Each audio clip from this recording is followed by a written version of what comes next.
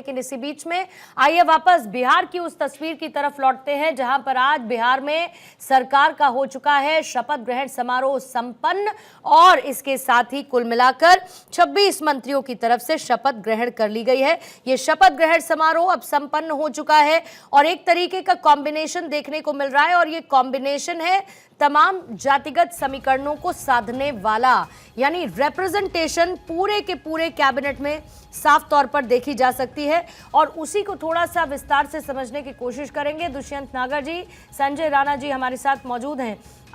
In overall चेहरों में पहले संजय राणा जी, आपको दिखता है कि सारा का सारा बैलेंस है, सवर्णों का बैलेंस है, ईबीसी ओबीसी पिछड़ा वर्ग आपको क्लियर नजर आता है, महिलाओं को साथ लेकर चलने की कोशिश की गई है और जिस तरीके का पावर पैक्ड शपथ ग्रहण समारोह था वैसे ही पावर पैक्ड जो पूरा का पूरा मंत्रिमंडल मंत्रिपरिषद का मंडल है वो भी दिखता है। अब आपने एक बहुत अच्छा शब्द यूज किया, पावर पैक, तो नो डाउट इसमें था और पूरा दिख भी रहा है। और जहां प्रधानमंत्री होते हैं वहां तो पावर ऑटोमेटिक कॉम्बिनेशन होते हैं, सिनोनिम्स बन जाता है। देखिए यहाँ पर रिप्रेजेंटेशन की अगर हम बात करें तो मैंने आपको बता रहा था, राजपूत 31, 22 भूमियार, 15 यादव, 23 कुर्मी कुशवाहा, 15 ब्राह्मण, वैश्य 23 थे, एबीसी 10 हैं, 34 एससी और एसटी 1 है और एक मुसलमान जिनको रिप्रेजेंटेशन की। देखिए सारे समुदाय को, सारे वर्ग को लेके चलने की कोशिश की गई है। स्टार्टिंग में हम और दुष्यंत जी बैठे थे, हम लोग महिलाओं की बात कर रहे थे पुणे में, आपको याद होगा, तो महिला नहीं दिखी, लेकिन अचानक 3 महिलाओं को शपथ दिलाया गया और यंग ऐसी महिलाएं हैं जो अपने क्षेत्र में कुछ काम किए हैं, एक ओहदा रखती हैं, एक उनका नाम है और उनको मंत्री बनाया गया है। तो कहीं ना कहीं ऐसा लग रहा है कि रिप्रेजेंटेशन का जो डिस्ट्रीब्यूशन हुआ है प्रॉपर हुआ है और ये जो मंत्रिमंडल बना है इसमें मुझे उम्मीद है उनसे, जो महिलाएं हैं उनसे, जो युवा हैं, नो डाउट जो बड़े बुजुर्ग होते हैं उनका आशीर्वाद लेना भी जरूरी होता, लेकिन रिप्रेजेंटेशन के हिसाब से सारे लोगों को कैटर किया गया है। अब यह है कि सीओ साहब ने आदेश दे दिया कि आपको ये काम करना है, यानी प्रधानमंत्री ने, और उस चीज को इम्प्लीमेंट करना। हम तो लगता है कि जो मैडम सिंह बनी थी जो स्पोर्ट्स में है, तो शायद होता है उनको स्पोर्ट्स मंत्रालय दिया गया। देखिए स्पोर्ट्समैन भी बिहार में बहुत है, तो स्पोर्ट्स को भी डेवलप किया सकता है, वो कहीं ना कहीं एक इंडस्ट्री बन सकती है। तो आपको फाइंड आउट करना पड़ेगा कहां से चीजों को इंडस्ट्री में डेवलप किया जाए, इंडस्ट्रियल हब बनाया जाए। देखिए वहाँ पे कोई स्टेडियम नहीं है, स्टेडियम होना चाहिए, खेल को प्रोत्साहन देना चाहिए, वहाँ के लोग आते हैं, झारखंड के लोग आते हैं, तो कहीं ना कहीं आपको फाइंड आउट करना पड़ेगा और उसके लिए पूरा का पूरा खाका हमें लगता है बीजेपी और नीतीश बाबू ने जरूर तैयार किया होगा, उसको इंप्लीमेंट करने की कोशिश जरूर की जाएगी। जहां तक रिप्रेजेंटेशन का है, नो डाउट कहीं में किसी में कम है, किसी में ज्यादा, लेकिन सारे वर्गों को लेके चला गया है और सबसे ज्यादा युवाओं का आई थिंक जेडीयू ने दिया है और बीजेपी ने दिया है। बाकी हम और एलजेपी की तो मैं बात इसलिए नहीं करूंगा, हो सकता है बहुत कम सीटें हैं तो अगर एक एक सीट मिलेगी तो देखना पड़ेगा किसको दिया जाए किसको ना दिया जाए, उनका अपनी चॉइस हो सकता है। लेकिन बीजेपी और नीतीश बाबू ने जेडीयू में सारे लोगों का कॉम्बिनेशन है, सारे वर्गों को रखा गया है और महिलाओं को प्रतिनिधित्व आई थिंक पहली बार दुष्यंत जी 3 महिलाओं को दिया गया मेरे लेकिन नहीं। और इसमें आपको जो सामाजिक पिछड़ापन की जो धारणा है वो आपको लगता है कि एक तोड़ती हुई या कम होती हुई कम से कम दिखती है, क्योंकि इस पूरे कॉम्बिनेशन में आपके पिछड़े भी हैं, अति पिछड़े भी हैं, आपके ईबीसी एससी, इन सबको पूरा समाहित करने का एक प्रयास। देखिए अब उनको शक्ति कितनी मिलती है ये देखने वाली बात है, लेकिन मोदी जी का केंद्र से लगा के राज्यों में भी हमेशा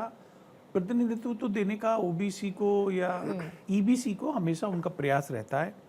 और लेकिन आज के जो कैबिनेट विस्तार में पुराने चेहरों पे अधिक भरोसा जताया गया है, ये एक थोड़ा है। जबकि मोदी जी की अगर उनकी हम देखें रिकॉर्ड को, पैटर्न आप तो वो नए लोगों को मौका हमेशा देते हैं और केंद्र में भी देखो कई लोगों को बाहर से लेके आए, उनको बड़ी जिम्मेवारियां दी।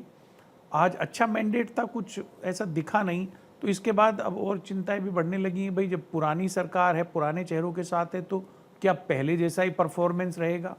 तो फिर 1 करोड़ नौकरियां हैं और बहुत सारे जो वादे राज्य के लोगों से किए गए हैं। लेकिन कुछ लोगों को इनाम भी मिला है। अब आप रामकृपाल यादव की जब बात कर रहे थे, तो देखिए नया चेहरा है, फिर आपने बाहुबली रीतलाल को हराया, आप ये भी समझिए। तो अगर आपने मेहनत की और आपको उसका इनाम भी साथ साथ दिया जा रहा है, ये मौका दिया जा रहा है, तो ये मौका देने की तो बात होती है। हर कोई माँ के पेट से तो बच्चा सीख कर आता नहीं है, तो जब तक आप मौका नहीं देंगे, आप आने वाले समय के लिए वो पॉलिटिकल लाइन को क्रिएट कैसे करेंगे अगर आप पुराने चेहरों पर राणा जी चलते देखिए पुराने चेहरों की बात की, देखिए चाहे मोदी जी का पहला मंत्रिमंडल हो, दूसरा मंत्रिमंडल हो या तीसरा मंत्रिमंडल हो, पुराने चेहरे तो हैं। पुराने चेहरों को आप हटा नहीं सकते क्योंकि उनके वो एक्सपीरियंस है और उनकी जरूरत है। उनके साथ साथ नए जो प्रतिनिधित्व है उसको लाने की कोशिश की गई और सेम चीज मुझे बिहार में भी नजर आती है।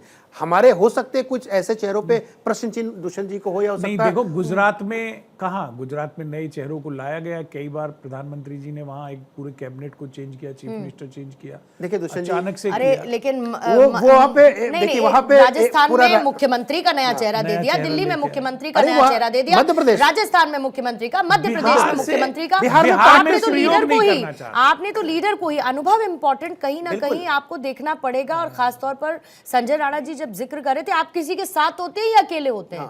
आप अकेले हैं तो आप रिस्क ले सकते हैं कि ठीक है चलिए हम अकेले, हम रिस्क लेने को तैयार है, हम एक मौका भी देने को तैयार है। हो सकता है कि आपका थॉट प्रोसेस वैसा हो, लेकिन जब आप किसी के साथ चलते हैं तो साथ में बाध्यताएं भी दुष्यंत जी होती हैं, इस बात को नकारा नहीं जा सकता। कई बार आपने सेंट्रल के कोलिशन को लेकर भी कई सवाल उठते हुए देखे हैं कि भाई चंद्रबाबू नायडू से दब गए तो नीतीश कुमार से दब गए, इसीलिए इतना बड़ा आर्थिक पैकेज दे दिया तो नायडू का नाराज नहीं कर सकते। ये सब तो ये तो सवाल मतलब- उठाए ही है ना। देखिए अभी तो मैं यूपीए काल में चला जाता हूँ, रेल का भाड़ा नहीं बढ़ेगा, रेल चाहे नुकसान हो जाने बढ़ेगा, प्रेशर में था, अंडर प्रेशर था, चाहे टीएमसी के प्रेशर में हो, चाहे आरजेडी के प्रेशर में हो। आप याद रखिए टेलीकॉम घोटाला होता था, किसके प्रेशर में था? डीएमके के प्रेशर में था। तो देखिए जब गवर्नमेंट हम किसी पार्टनरशिप पर चलाते तो कहीं ना कहीं प्रधानमंत्री हो या जो मेजर पार्टी उसको प्रेशर होती है, तो उस हिसाब से काम करना पड़ता है। गुजरात और बिहार की तुलना नहीं की जा सकती। इसी के मैं एक और एस्पेक्ट से, क्योंकि दुष्यंत जी ने उस मुद्दे को इससे पहले मेरे साथ चर्चा में उठाया था। दुष्यंत जी जब चर्चा हो रही थी तो आपने एक अलग पर्सपेक्टिव से इस बात को देखा कि भाई आप परिवारवाद, जब हम चर्चा कर रहे थे आपको याद होगा, आपने कहा कि ये तो मैसेजिंग है कि परिवारवाद को खत्म कर रहे हैं। अच्छा एक बार पहले गिरिराज सिंह की प्रतिक्रिया वो सुनेंगे, फिर उसके बाद मैं अपने सवाल को पूरा करके आती हूँ आपके पास। बंगाल में एसआईआर भी लागू होगा। बंगाल को हम बांग्लादेश नहीं बनने देंगे। वहां से रोहिंग्या बांग्लादेशी घुसपैठियों को निकालेगी भारतीय जनता पार्टी की सरकार। तो देखिए बंगाल का संदेश बिहार से, गिरिराज सिंह बिहार के नेता, लेकिन पश्चिम बंगाल की तैयारी खेला करने की, वहां पर अभी से एक चुनावी मोड में बीजेपी, जिसका मैं दुष्यंत जी पहले भी जिक्र कर रही थी। बट वापस से आती हूँ, कहीं ना कहीं आपको एक नए उत्तराधिकारी की तरफ बढ़ना तो होगा, मतलब उन चेहरों की तरफ, क्योंकि अपने ही परिवार से किसी को ले आए तो फिर आरोप लगेंगे कि आप किस मुंह से परिवारवाद की बात करते हैं, आप तो खुद लेकर चलते हैं। तो आपको नए चेहरे, नई लीडरशिप, नई सोच को यूथ के बीच में तो लाना पड़ेगा। मुझे लगता है it is the need of the hour. बिल्कुल बिल्कुल बिल्कुल आपने सही कहा।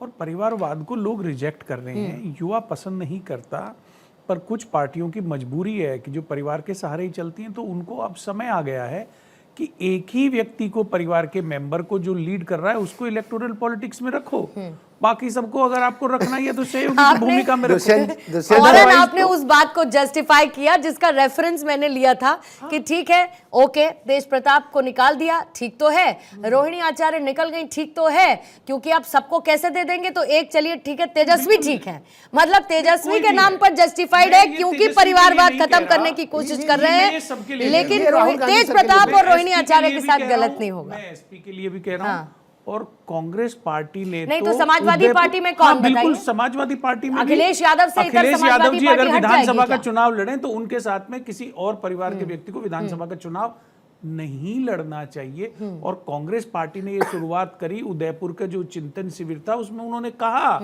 कि एक ही परिवार से एक ही व्यक्ति को इलेक्टोरल पॉलिटिक्स में हम अवसर देंगे। ये थोड़ा सा कॉन्ट्राडिक्टरी हो जा रहा है। नहीं, ये आप राहुल गांधी, प्रियंका गांधी, अब तीसरी जनरेशन आ रही है, रेहान राजीव गांधी, चर्चाएं आती नहीं, हैं, मतलब आ सकता है कोई व्यक्ति अगर काम अब ये करना कॉन्ट्राडिक्टरी स्टेटमेंट हो गया ना सर आपका। नहीं, फिर एप्लीकेबल टू ऑल, दुष्यंत जी, फिर एप्लीकेबल टू ऑल। फिर किसी को अगर क्रिकेट संघ की जिम्मेदारी दे दी जाए तो सवाल मत उठाइएगा, क्योंकि राजनीति में नहीं लाए हैं, और जो राजनीति में है फिर उन पर सवाल मत उठाइएगा परिवारवाद का, क्योंकि वो तो डिजर्विंग है। तो फिर कॉन्ट्राडिक्टरी नहीं होना चाहिए। अच्छा, एक जल्दी से छोटा छोटा टेक लेके फिर मैं ब्रेक की तरफ जाऊंगी। क्रिकेट संघ में जल्द, हाँ सर, वो बड़ा लंबा हो जाएगा, मैंने सिर्फ एक एग्जाम्पल दिया। ठीक है, एक छोटा टेक संजय जी। अच्छी बात नहीं, हमने शाहजी का कोई कंट्रीब्यूशन है, शरद अच्छा, पवार जी का क्या मुझे कंट्रीब्यूशन ब्रेक था? के लिए रुकना है, शरद पवार मुझे जी ब्रेक का के लिए क्या रुकना था? है। और राजीव गलती शुक्ला करी, जी वो का आप क्या भी है? करोगे। संजय राणा जी, मुझे शुक्ला ब्रेक का के लिए क्या? रुकना है, बस इतना मुझे बता दीजिए कि आज का जो पूरा का पूरा जातिगत समीकरण है आने वाले वक्त में, क्योंकि उत्तर प्रदेश बाकी राज्यों में चुनाव है, इसका कितना इंपैक्ट देखते हैं? सवाल मेरा सेम है, दोनों से एक टेक लूंगी। इम्पैक्ट इसका पड़ेगा और इसका सकारात्मक इम्पैक्ट अभी तक है, लेकिन अगर ये राज्य की जो कैबिनेट आज बनी है इसने अच्छे परिणाम नहीं दिए, अगर अच्छे परिणाम दिए तो ये यूपी जिता भी सकती है, और अगर लोगों को उनकी भावनाओं के अनुरूप परिणाम नहीं मिले तो यूपी हरा भी सकती है। दुष्यंत जी ने एक बात पर और राणा जी मोहर लगा दी कि जिनसे उम्मीदें ज्यादा होती हैं काम करने की, उनसे नतीजे भी बहुत जल्दी बिल्कुल सही है, expected बिल्कुल सही होते हैं। कहा। जो आदमी 98% पाता है उससे होता है 100%, जो 33 में फेल हो जाता है या फेल रहता है वो 33 पा जाए तो बहुत बड़ी बात। जैसे अपनी कांग्रेस की बात कर रहे थे, देखिए उत्तर प्रदेश ये जो पूरा मैंडेट है बिहार का, जातिगत समीकरण बोला जाता है,